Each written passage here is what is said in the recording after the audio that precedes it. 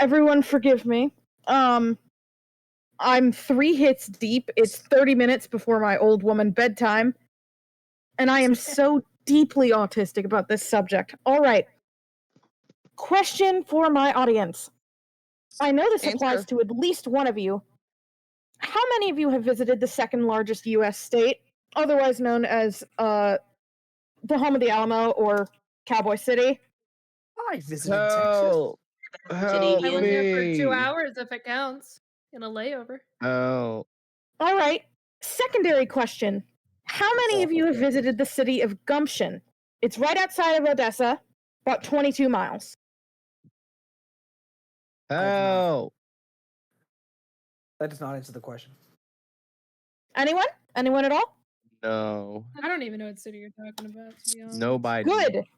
Because it doesn't fucking exist, so I'm really not sure how you would. Oh? Oh my god! This is not okay. Oh, this is Mystery so Flesh exciting. Pit That shit is National not real. Park. At least not to so us. exciting. Oh my god. But it is the location of today's presentation, The Folly of Man's Hubris, or the series of events leading up to the disaster of July 4th, 2007, at So Mystery lucky, Flesh dude. Pit National Park. I'm sorry, what? Oh, You'll learn! you're in for a treat today if you don't know what Let me this take is. you back a little bit. Shit, not that far. The 1970s, specifically 1973. A good year, probably? I don't know, my parents were barely even born. Down in Texas, though, shit was getting really, really fucking weird. Because in March of that year, a company called Jackson Surveying discovers something downright unearthly in the aforementioned Permian Basin. What would become to be known as the Permian Basin superorganism, or the Mystery Flesh Pit. A massive hole in the desert made of flesh, bone, and nightmares. So what do these humble oil men and blue-collar workers that have discovered this do? They go inside the mouth of God's mistake.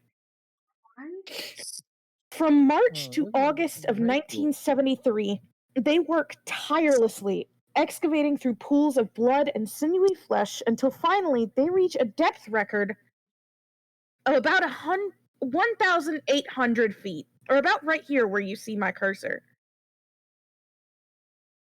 The pleasure domes. Oh, those are Just fun. wait for the pleasure. Oh, For reference, 1,800 feet straight down. For reference, that is only 100 feet, roughly shorter than the height of the Twin Towers. From here, they decide to contact the real deal in mining, and that is Anodyne Deep Earth. Trust me, you will want to remember that name. By September, the pit is turning into a hub of industrialization, with buildings and roads constructed to support the early infrastructure and mining. This is what it remains as through the rest of the 1970s. Early explorations into what is possibly the worst and most humid environment on Earth, done with these trucks, modified AEVs built to handle the inside of the cosmic horror. And with the beginnings of these interpit structures, everything is going along great, all the way up until in April of 1980, the Flesh Pit becomes a bona fide national park. Uh-oh. With this comes a huge amount of funding, and for Lord knows why, the commercialization of the Sarlacc Pit. A massive boom hits once the Lower Visitor Center is built in all of its glory, a bona fide museum at the head of several trails into the Fleshy Maw, and holy fucking crap, Lois, did you see that? Is that a goddamn Burger King? Oh my god. The Burger King. All this to say, the park was in its golden years from the 80s to roughly the early 2000s. Massive crowds of people flocked to this oddity of the earth and risked their lives. However, unknowingly, or I guess you do kind of know when you enter a mouth in the ground, to go in. For fuck's sake, there was even a petting zoo for these horrible sub-level creatures on the surface. Business was booming, new technologies were arising from materials harvested out of the muscle and bones of the ground. Hell, there was even a new Coke flavor made out of this thing's adrenal fluids.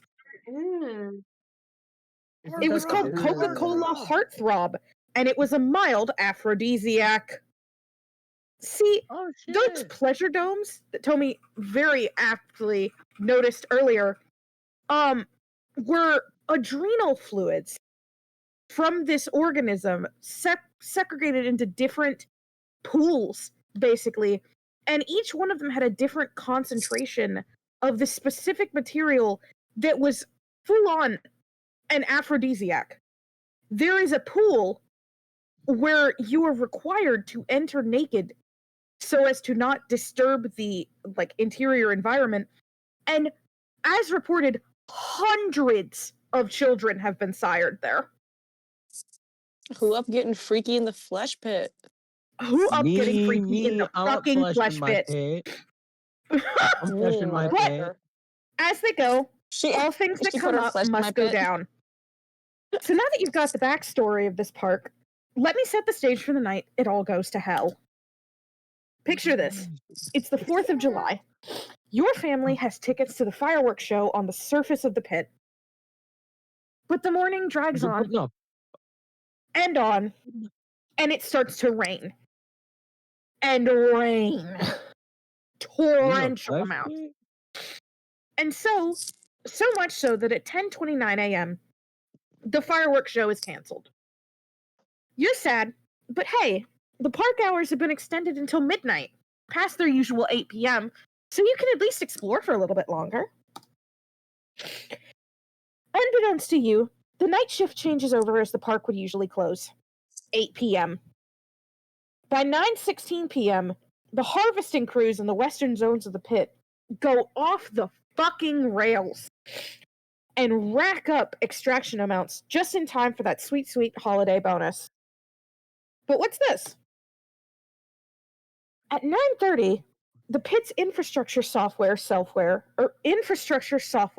self-tests and finds a relay fault due to increased electrical demand, both from the mining and from the influx of people in the lower visitor center.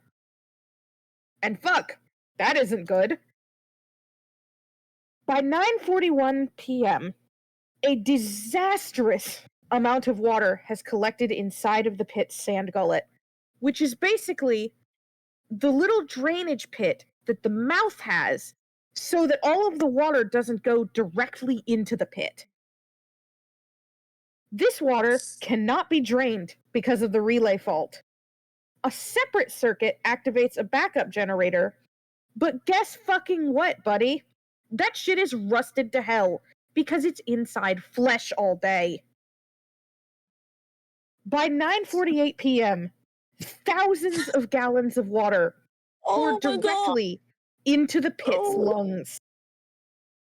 The technicians in the park attempt to fix the relay fault and drain it by resetting the power grid for 45 seconds, which turns all of the fucking lights out in the lower visitor center, where hundreds of people are gathered, who then panic and run back to the elevator. 31 seconds in, the pit fucking chokes. This causes catastrophic damage to the entire park, which, might I remind you, is situated basically inside of this thing's throat, crushing multiple hydraulic stents, keeping different passages open, and tearing supports for the lower visitor center directly out of the wall, which caused it to list about 20 degrees off-center. 9:54 p.m. and the master alarm trips. Rangers dispatched to groups of people trapped in trails and tunnels, while the LVC elevator supports slip and strand over 24 people inside. Oh. By this point, tremors from the spasms can be felt in goddamn Fort Worth. In response, the park's master failsafe activates, injecting 20,000 liters of acinetine. Does anyone know what acinetine is? No. I do forget. No. Laughing gas. It is a muscle toxin. Oh. 20,000 liters of this are injected into various locations in the pit. And you'd think, being a muscle toxin and a paralytic, might I add, that this would stop the pit from choking. Dead fucking wrong. The spasms from it choking only get stronger, causing the elevator to completely detach. And as you see in the second picture here, the entire lower visitor center to completely detach and fall into the nexial cavity. Uh-oh. The spasms of this cavity immediately begin to put so much force on the entire visitor center that it begins to be crushed with hundreds of people inside. Alongside this, because we haven't been punished enough for daring to think that we could industrialize Dante's Inferno, an internal gastric junction flexes and releases a flood of stomach acid, which by 10:16 p.m. is forced up to the surface in a geyser several hundred feet high. Undigested pieces of organic matter accompany it, and when spewed to the top, crush vehicles and break the buildings, or break the roofs of several surface buildings. And if that isn't bad enough, can you guys guess how it gets worse? People come flying out in chunks, pieces? No. In a range anywhere from 18 to 75 miles away, the pit's limbs erupt from the ground. Oh. Let that give you a vague idea of how large this thing is. Bitch, so this thing's just living under Texas. Yes. This is an artistic rendition of the day that this happened. And this is an arm flailing up from the ground. 75 miles away from the mouth. Damn. It is awake, Big it is creature. mad, and it wants to fucking move. By 10:58, the goddamn Pentagon is involved and given nuclear force if necessary. The park initiates its final failsafe, something simply and horribly vaguely called the contingency measure. And it is right in the nick of just too late. At 11:05, the lower visitor center completely collapses. This seems to finally stop the spasms, and rescue teams can finally enter the wider pit from the surface. In doing so, they encounter that stalled elevator. You remember those guys? The about 24 stranded at the beginning of this? Oh, Yeah, they're fucking dead. I believe it. A good majority of them, and the rest were not so lucky because they're partially digested from the stomach acid. Ooh. At 11:58, a state of emergency is declared for the entire fucking state of Texas. I didn't hear about this. It's more an emergency back at the pit, though, because 3 of those abyssal little horrors, which, might I add, can be about 20 feet long, have emerged from the pit. They do manage to hurt 15 people and hunt 7 of them before they're gunned down. Sorry. Womp womp. By now, The giggle. in the wee hours of July 5th, the media shitstorm takes off as the National Guard, FEMA, and the Secretary of the Interior join in on containment of the pit. The contingency measure, which appears to be some sort of stone, cracks and fractures during its spin down. So, since they can't use it anymore, they have to install ground pumps for industrial sedative. And in its last unknowable action, the arcane pull of the accursed maw of the earth exudes some force that has 38 visitors left in their field hospital beds stand or crawl on their hands and knees back into the pit. Oh. Over 8 hours, 38 people are lost this way. Just crawl They're into the that last freaking pit. They're the last civilians to ever enter beyond its threshold, because the next day the park closes permanently for all but mining staff. Anodyne bankrupts and disbands in 2009, but rumors circle to this day of their secretive continued mining operations within the world's most horrifying national park. Let this be a lesson to everyone.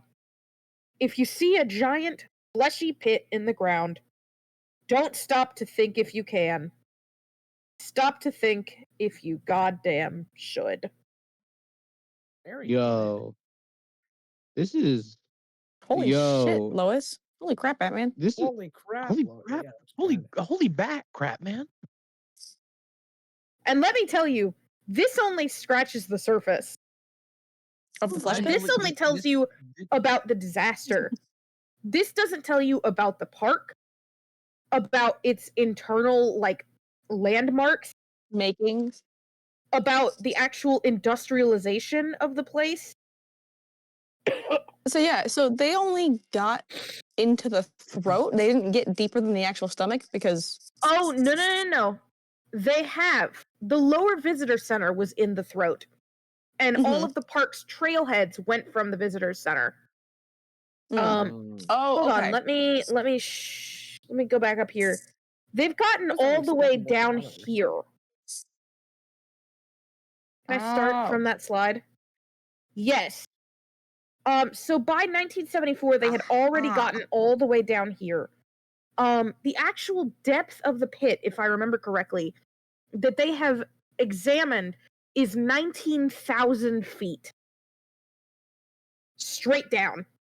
Until they hit something called the blue tissue, which was anatomy so exotic it had no analog in biology as we know it. Oh. So, Toms, why the fuck do you live there still? Yeah, I'm never going there. Uh, What the fuck? Funny. Who doesn't like flesh?